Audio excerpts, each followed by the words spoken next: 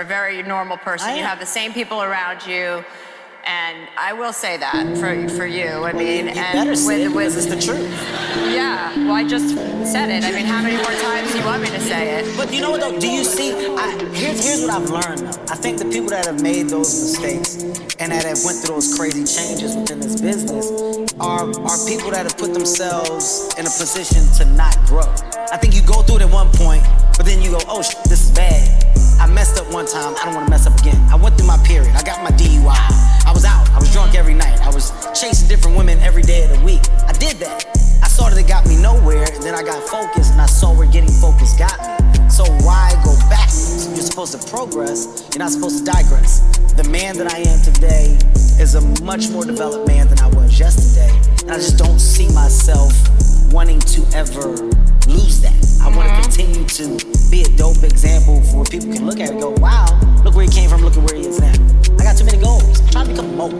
You can't become a mogul if you're doing stupid shit. You gotta be responsible enough to know that. People are just afraid, man. So many people are afraid of rejection or failure, but without failure, you have no success. What was the one that stung the most as far as failure? What stung the most, biggest failure? I had a TV show called The Big House, got picked up by ABC. They told me that we were gonna do 12 episodes, flew me down to New York.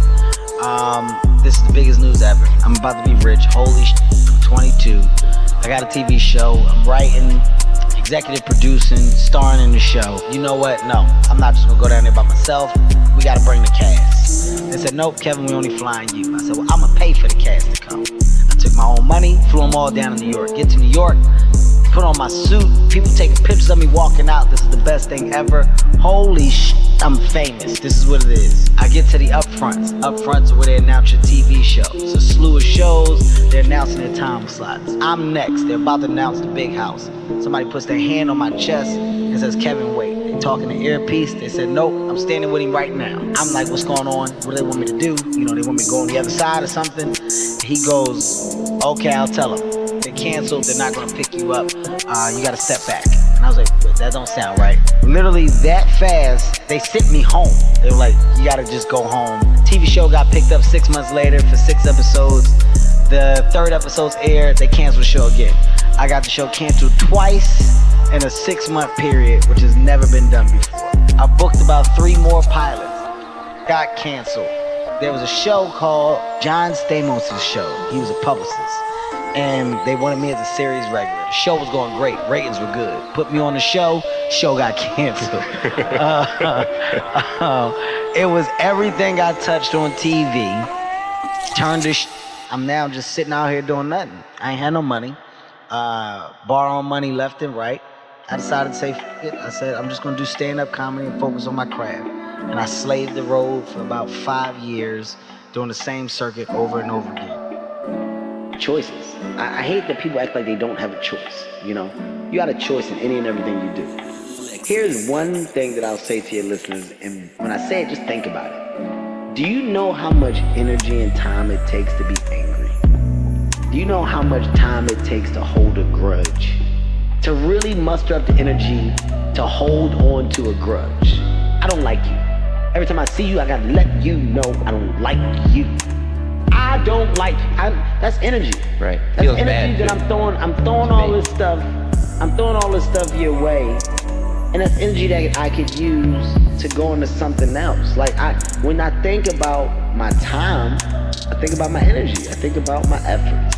How much time and energy do I really have, and how much do I want to put into stuff that's not going to affect me on a day-to-day basis? It's just negative, just nonsense. Nonsense. I mean, I don't have the time for it. That's why the negativity that I had received, I respond with kindness. Why did you name your special What Now? Any entertainer with longevity always gets the question of what now? Oh my God, Chelsea had a great show today. What now? Right. What are you gonna do now? What now? Oh my God, last season was great. What now? What are we gonna do now? What do you wanna do? Chelsea, your last stand-up tour was amazing. What now?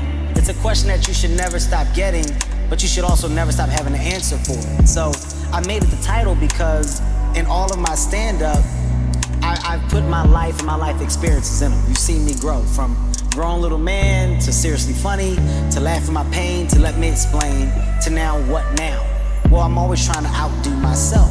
So I posed the question for everyone else. What now with you? I know what I'm doing. I know the direction I'm going in, but I love to inspire and to motivate. So that question should be a question that everybody gets. After school, after work, after any and everything you do, what now? And it's just big. It's just so simple, but yet so complex. I don't think people really put a full understanding into the meaning of the answer to what now. It should just be ongoing. So my career is ongoing, just like the question of what now. It's pretty dope, isn't it? It's deep. Yeah, it's deep. Yeah. What sparked the idea to do stadiums? It was watching these performers, Beyonce's, Jay-Z's, Justin Timberlake, Taylor Swift. You look at all these musicians and they go out and they put on these big productions, they put on these big shows. And I was like, nobody does that for comedy. You know, everybody does the same thing when it comes to stand-up comedy. They come out as a microphone and it's a curtain. You know, so I said, what if I make my shows an event? What if I put a production behind my shows? What if I bring a different level of creativity to stand-up comedy to almost make it a rock and roll like event?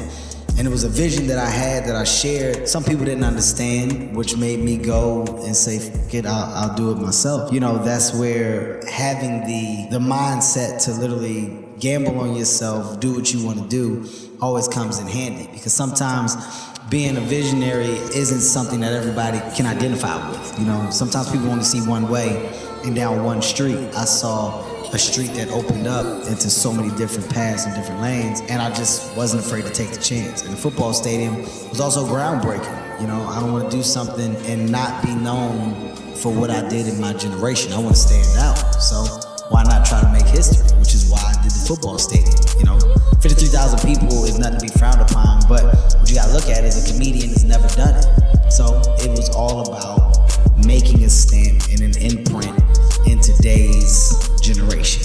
What I had to understand was that you're not in competition with anybody but yourself. So those grudges, you know, those reasons that you may give yourself a motivation, ultimately are you know, they're pointless. Right, okay, I got you, yeah. I'm mad at you, I'ma prove you wrong. All right, well, when I prove you wrong, then what happens? Yeah. What happens? Nah, prove me right. Yeah, it's like there is no winning that. So I had to understand that if I'm going to stay true to what I feel that I can do, then I need to be the one to convince myself that this is what I'm supposed to be doing. But a lot of people, Kev, don't have that bounce back. That's why you don't have a lot of people that, you know, make it to a certain successful point in life. Because a lot of people can give up. It's easy to give up. You know, hell yeah. It's the easiest thing in the world to do. All right, man, I'm done. I ain't going. Oh, yeah. I ain't gonna keep going. Yeah, I don't feel like going to work. I'm done. Yeah, man. It's easy. It's very easy. But what's hard is going, yo, yesterday I got nothing from working as hard as I could. Nothing happened from that. I'm gonna do the same thing again today, but I'm gonna try to go harder. That's the hardest thing in the world. To get up every day and give 100% and be in the same position that you were each day, but mentally know that you're trying and trying and trying. That's a real grind. You know, I think we all take body blows in the entertainment business. There's always something that happens that makes you go, oh, like damn. Like there's moments where you got to take the knee. Lucian was the first person to put me down to where I had to take a knee. He was basically, he told me that I needed to find something else to do. You know, it was that blunt. I got off stage, I had a great set. You know, granted my material wasn't great material. I'm new, I'm green, but I had a great set. The crowd enjoyed me, and I thought that I was going to the back to talk to him about coming to the comic strip and doing spots, and instead it was just, I don't see it. I don't see this being your craft. You know, I think that you should definitely look into doing something else, because this isn't it. This isn't for you.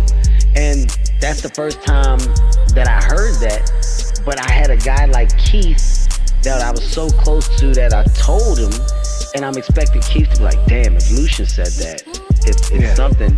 And Keith was like, Lucian, so what? Come on, stupid. Let's go down to the cellar and get something to eat. And I was like, eat? I can't eat. At a time like this, my life is over. Shut up, stupid. Get in the car and we'll go to other comedy clubs. Lucian, like, he was so it was so nonchalant and it rolled off his back.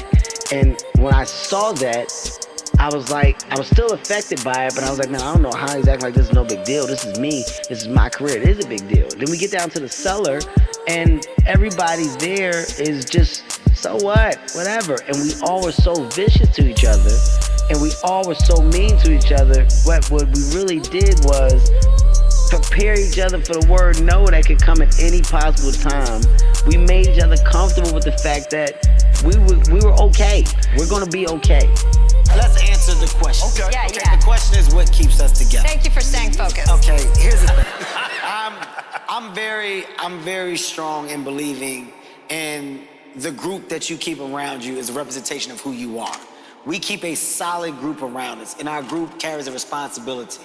We all literally have grown together, and I think when you get to see your crew really become successful within their own rights, and they can branch off and do things, it's a representation of who you guys are as a unit. And we look back and we look at the road.